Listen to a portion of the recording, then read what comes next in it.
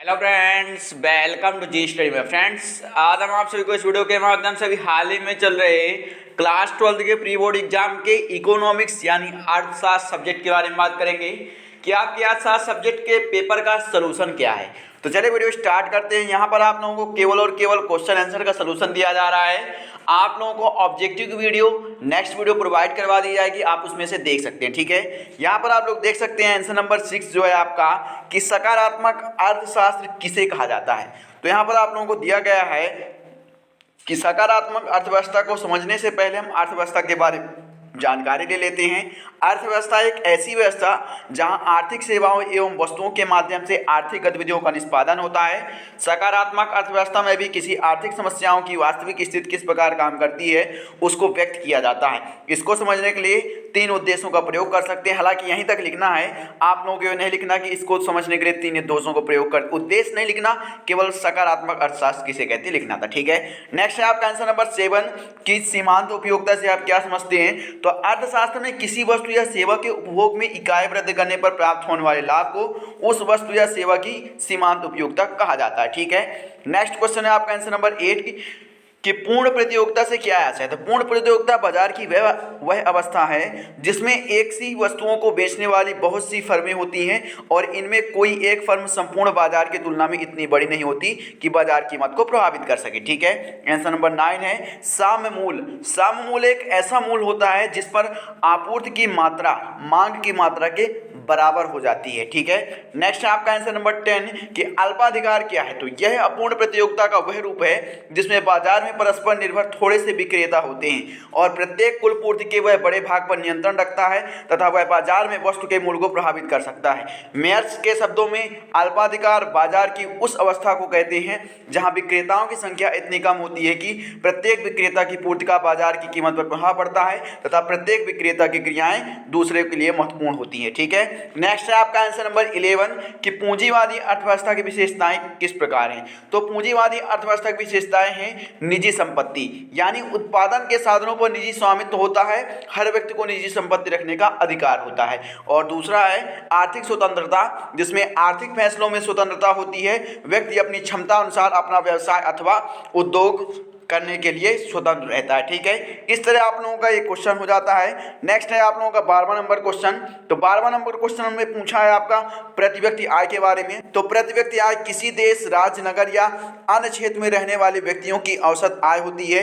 इसका अनुमान उस क्षेत्र में रहने वाले सभी लोगों की आय के जोड़ को क्षेत्र की कुल जनसंख्या से विभाजित करके लगाया जाता है। ठीक है, नेक्स्ट है आपका आंसर नंबर 13। तो आंसर नंबर 13 की वस्तु विनिमय से आप क्या समझते हैं। तो जब किसी एक वस्तु या सेवा के बदले दूसरी वस्तु या सेवा का लेन देन होता है उसे वस्तु विनिमय कहते हैं। जैसे एक गाय लेकर 10 बकरियां देना, इस पद्धति में विनिमय का सार्वजनिक इकाई अर्थात मुद्रा का इस्तेमाल नहीं किया जाता है। ठीक है, नेक्स्ट है आपका आंसर नंबर 14 का बजट। बजट का अर्थ क्या है।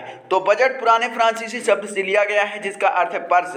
आगामी लेखा अवधि के लिए एक मात्राबद्ध वित्तीय योजना है। माइक्रो इकोनॉमिक्स में बजट एक महत्वपूर्ण अवधारणा है जो 2 या 2 से अधिक वस्तुओं के बीच व्यापार उतार को दर्शाने के लिए बजट लाइन का उपयोग करता है।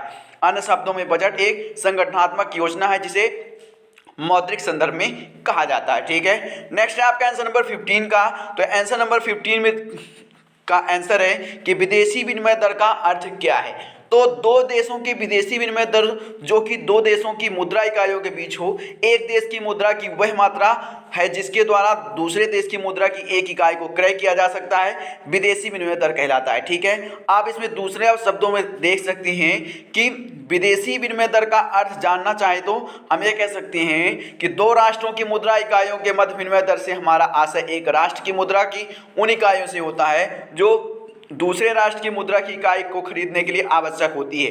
दोनों ही मुद्राओं में से किसी भी एक मुद्रा की इकाई का दूसरी मुद्रा की इकाई का मूल्य व्यक्त करने के लिए प्रयोग किया जाता है। ठीक है, नेक्स्ट है आपका आंसर नंबर 16 कि मिश्रित अर्थव्यवस्था की विशेषताएं। तो यहाँ पर आप लोगों को मिश्रित अर्थव्यवस्था की विशेषताएं दी गई हैं। आप लोग चाहे तो वीडियो पुश करके लिख सकते हैं या फिर आप लोग स्क्रीनशॉट लेकर भी लिख सकते हैं। ठीक है, यहाँ पर आप लोगों को 3 विशेषताएं दी गई हैं, इनका वर्णन आप लोग लिख सकते हैं। ठीक है, नेक्स्ट आंसर नंबर 17 की पूर्ति का नियम क्या है। तो पूर्ति और कीमत के संबंध को ही पूर्ति का नियम कहा जाता है। अन्य बातों के यथास्थिर रहने पर, किसी वस्तु या सेवा की कीमत में वृद्धि होने पर उसकी पूर्ति में वृद्धि हो जाती है और कीमत में कमी होने पर पूर्ति में भी कमी हो जाती है। इसे ही पूर्ति का नियम कहा जाता है। ठीक है, आंसर नंबर 18 की हम बात कर रहे हैं कि प्रत्याशित निवेश से आप क्या समझते हैं। ठीक है, यहाँ पर केवल प्रत्याशित निवेश बताना है। तो प्रत्याशित अथवा इच्छित निवेश वह निवेश होता है जो निवेशकर्ता किसी विशेष उद्देश्य की प्राप्ति के लिए आय तथा रोजगार के विभिन्न स्तरों पर करने की इच्छा रखता है। अर्थात वास्तविक निवेश वह निवेश है जो निवेशकर्ता किसी विशेष उद्देश्य की प्राप्ति के लिए आय तथा रोजगार के विभिन्न स्तर पर वास्तव में करते हैं। ठीक है, यहीं पर आप यहाँ तक आपको लिख लेना है। नेक्स्ट है आंसर नंबर 19 की सरकारी बजट के उद्देश्य। तो पहला है आपका आर्थिक वृद्धि। तो आर्थिक वृद्धि के बारे में आपको पॉइंट्स के बारे में यहाँ पर पूरा दिया गया है, उसके बारे में आपको पूरा लिखना पड़ेगा। फिर आप लोगों का दूसरा पॉइंट आता है संपत्ति और आय असमानता को कम करने के लिए।